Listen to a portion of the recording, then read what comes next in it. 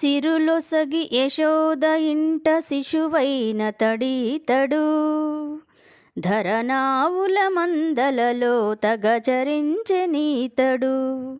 సిరులొసగి యశోద ఇంట శిశువైన తడీతడు ధరనావుల మందలలో తగచరించెనీతడు.